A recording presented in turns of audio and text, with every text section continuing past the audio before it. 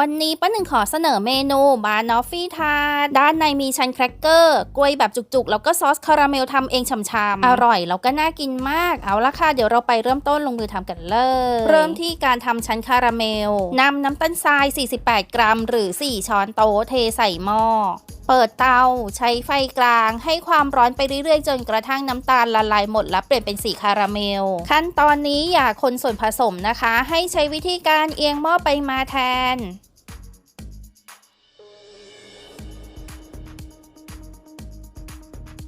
เมื่อน้ำตาลละลายหมดและเปลี่ยนเป็นสีคาราเมลแล้วปิดเตาใส่เนยจืดลงไป30 กรัมคนจนกระทั่งเนยละลายหมดเปิดเตาใช้ไฟอ่อนใส่นมข้นหวานลงไป1 กระป๋องตามด้วยเกลือ1 หยิบมือแล้วก็กลิ่นวานิลาครึ่งช้อนชาป้าลืมกดถ่ายคลิปตอนที่ใส่เกลือกับกลิ่นวานิลานะคะขออภัยค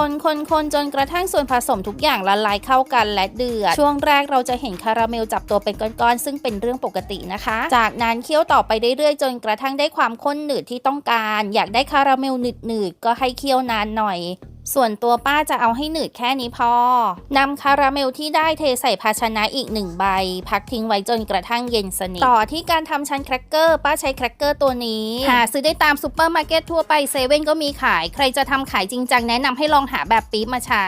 ใครไม่ชอบยี่ห้อนี้สามารถเปลี่ยนไปใช้ยี่ห้ออื่นได้เลยนำแครกเกอร์มาบด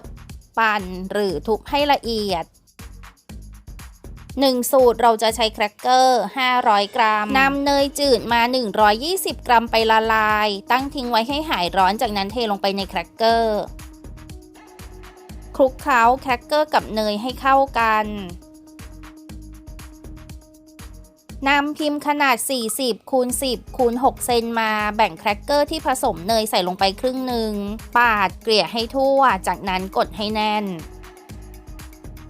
นำแครกเกอร์ผสมเนยส่วนที่เหลืออยู่มาเทใส่พิมพ์อันที่2ปาดเกลี่ยให้ทั่วกดให้แน่นเหมือนเดิม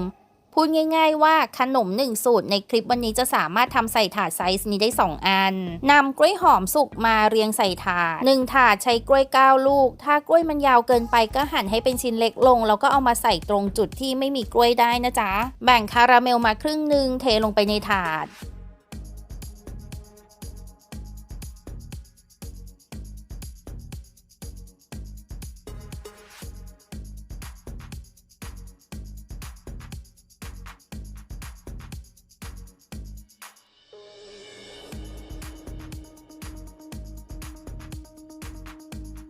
ทำเหมือนกันทั้ง2 ถาดเลยเด้อ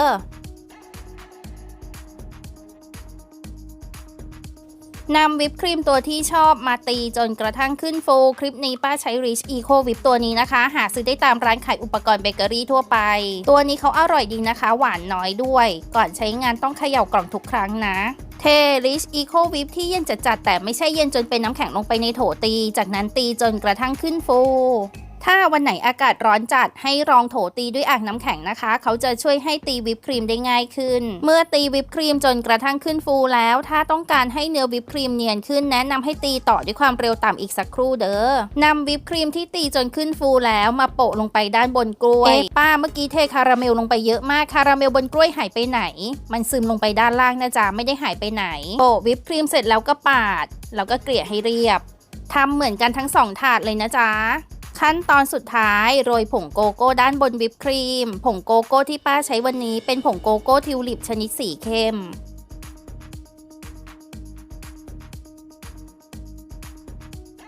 โรยทั้ง2 ถาดเหมือนกันนะคะ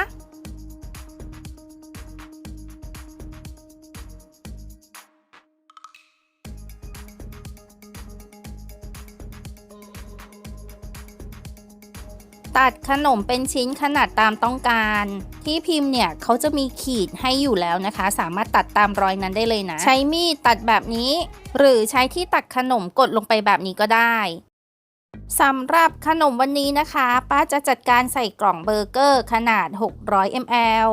ในการตักขนมแนะนำว่าให้ใช้ที่ตักที่มีความกว้างใกล้เคียงกับตัวพิมพ์และขนมควรจะแช่เย็นข้ามคืนก่อนตัดไม่อย่างงั้นแครกเกอร์มันจะร่วนๆแล้วก็ตักไม่ค่อยขึ้นแบบนี้ค่ะมันจะร่วงลงมาอันนี้ป้านำขนมแช่เย็นไว้แล้ว1 คืนนะคะก่อนตัก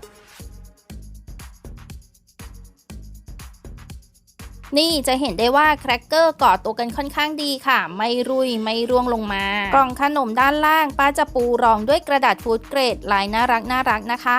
วางขนมลงไปใช้ที่ตักขนมอีก1อันช่วยดันปิดฝาเสร็จเรียบร้อยขนมที่ทำแล้วสามารถเก็บใส่กล่องปิดฝาแช่ตู้เย็นช่องธรรมดาได้ 1-2 วันไม่อยากให้เก็บนานค่ะเดี๋ยวกล้วยจะเสียไม่ใช่ไม่เสียสิแต่ว่ามันจะดูไม่ค่อยน่ากินจ้ากล่องไซส์นี้ความสูงโอเคนะคะปิดแล้วเนื้อขนมไม่ติดฝากล่องบางครั้งถ้าจะยกขนมขึ้นแล้วเจอปัญหาว่าอุ๊ยขอบด้านข้างเนี่ยมันเหมือนจะติดกับพิมพ์ค่ะดูสิทำให้ขนมจะแตกออกมาวิธีการแก้ก็คือใช้ที่ตักขนมโชะเข้าไปเบาๆที่บริเวณขอบด้านข้างพิมพ์เพียงเท่านี้ก็จะสามารถยกขนมขึ้นมาได้โดยที่ไม่ติดขอบด้านข้างของพิมพ์แล้วจ้า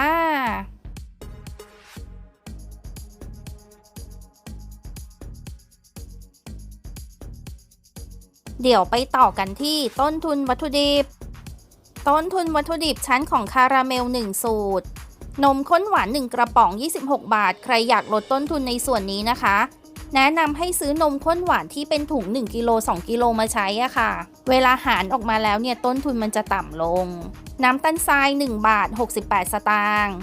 เนยจืด6บาทวันนี้ป้าใช้เป็นเนยผสมของมิลเมดกล่องสีส้มจริงๆราคาเนยจะต่ำกว่านี้นะคะแต่ว่าอันนี้ป้าคิดเผื่อไว้ให้นะเผื่อว่าเนยขึ้นราคาเกลือตีไป10สตางค์กลิ่นวานิลาตีไป2บาทรวม35บาท78สตางค์ต่อสูตรต้นทุนวัตถุดิบชั้นแครกเกอร์93บาท75สตางค์อันนี้ก็คิดราคาเผื่อไว้ให้เนยจืดละลาย24บาทรวม117บาท75สตางค์ต่อสูตรต้นทุนวัตถุดิบกล้วยหอม18ลูก54บาทคือป้าซื้อมาตกลูกละ3บาทแต่ว่าราคากล้วยแต่ละช่วงฤดูกาลมันก็ไม่แน่นอนนะคะใครซื้อกล้วยมาถูกกว่านี้หรือแพงกว่านี้ต้องคิดและคำนวณใหม่นะคะหรือถ้าใครใช้กล้วยเซเว่นก็จะอีกราคาหนึ่งต้นทุนวัตถุดิบวิปครีม65บาท